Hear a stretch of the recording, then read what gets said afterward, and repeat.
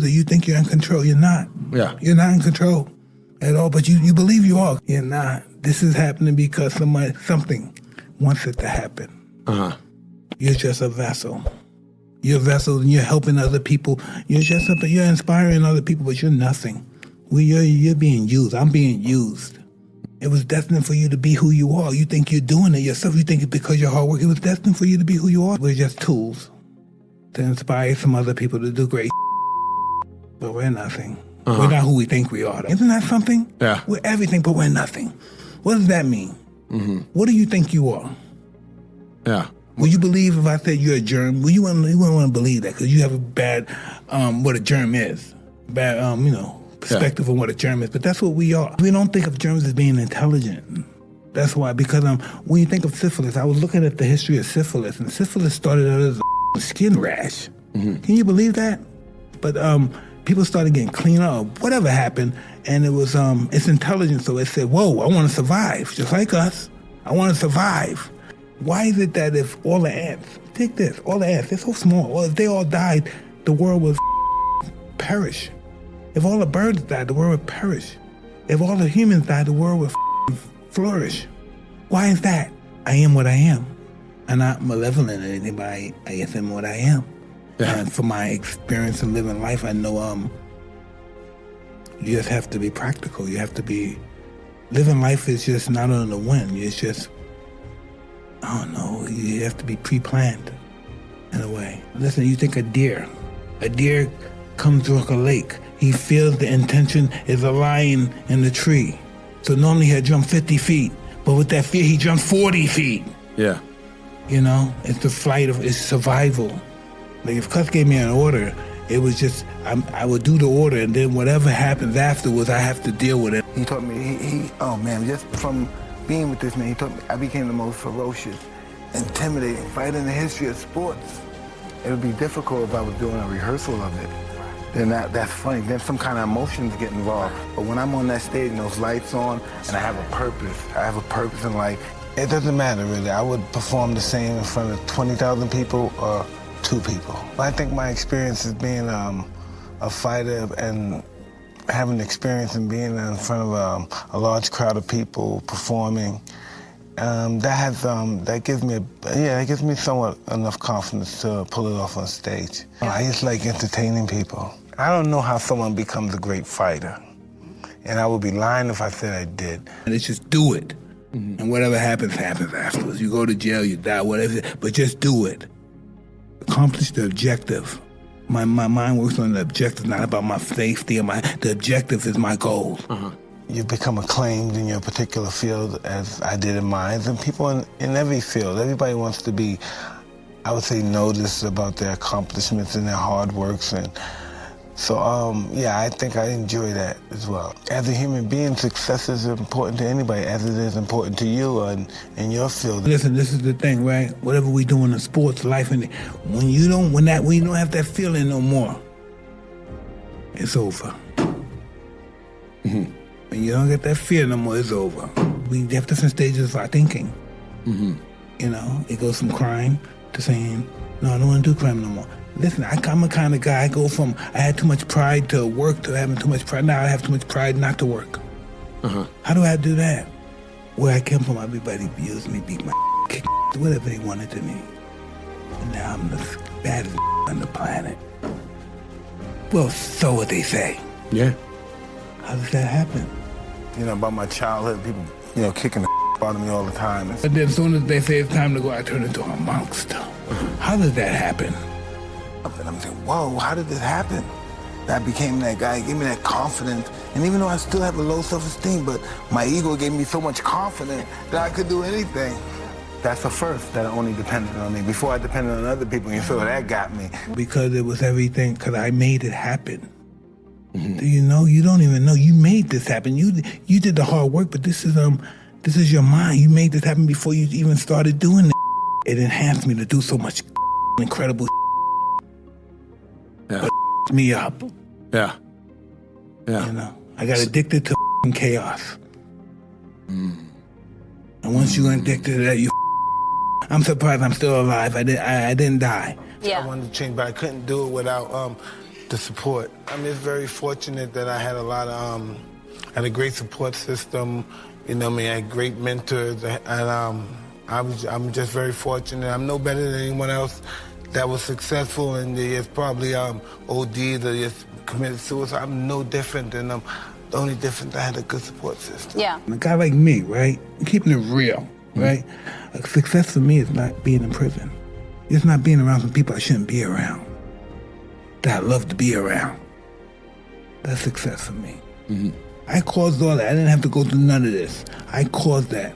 I wanted to destroy myself. Well, I'm just a different person from there. It's a different person. I don't make a tenth of the money that I made then, and I got cartoons, I have shows. I could have never accomplished this when I was fighting. I would have never gotten along with the producer. I would have been arrogant. It's just, you learn humbleness.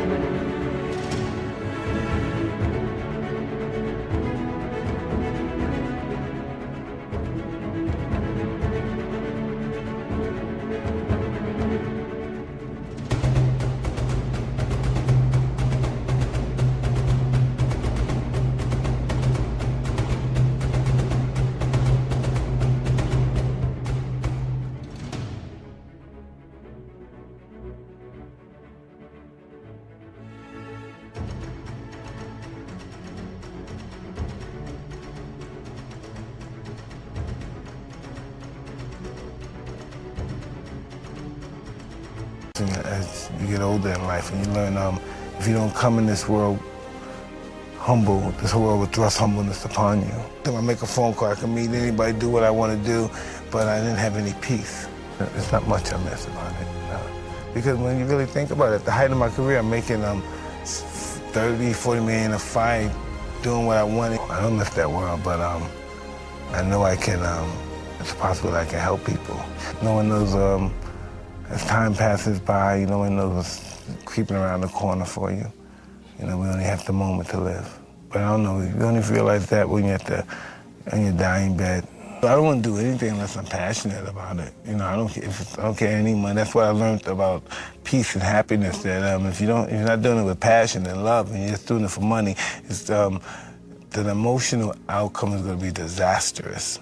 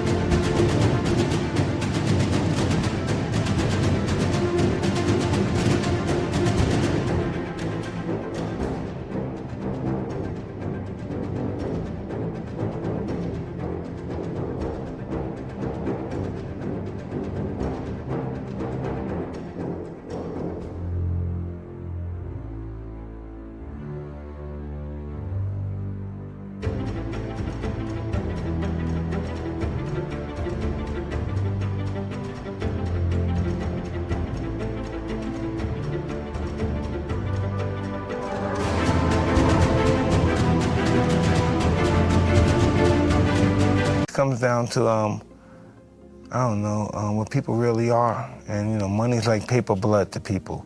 So there's always going to be corruption. And that's from my experience. That's just really what I know. So I know it has to be just for pure passion and a love for what I'm doing.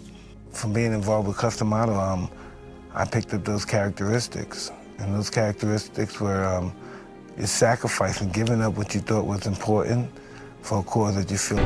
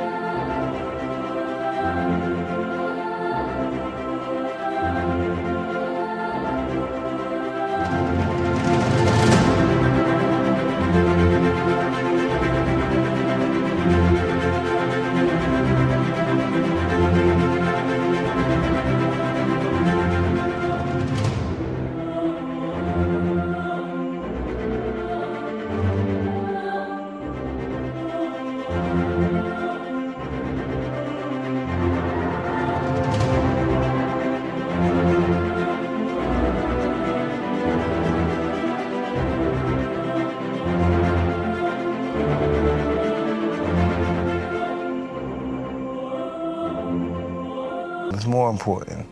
And you know, he's talking about teaching you how to fight. You don't think no white man's going to show you anything about no fighting. You know, and my whole perception changed. No one could inspire me as much as he did. You know, if I was discouraged, I say, you know, I don't want to do this no more. We all go through that. I don't want to do this no more. He gave me the inspiration, the reason why I should be doing this. And the discipline was doing what you hate to do, but do it like you love it. Everybody has a different path in which they take. My path was just sacrifice and dedication and discipline, something I never really was keen on. I never had that. I was pretty much self-centered and selfish and lazy. I don't know, I think it came slowly, bit by bit. You know, took a long time to grow up.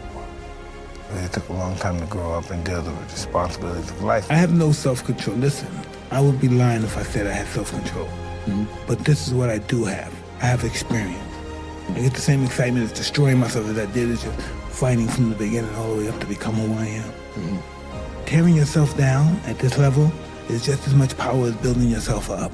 Balance will find you. Listen, you're not going to find it. It's going to find you. When that time comes, that time is going to come, either I'm going to get knocked out or else my hand's going to be raised. Either one of the two things are going to happen. And I don't feel like losing life no more.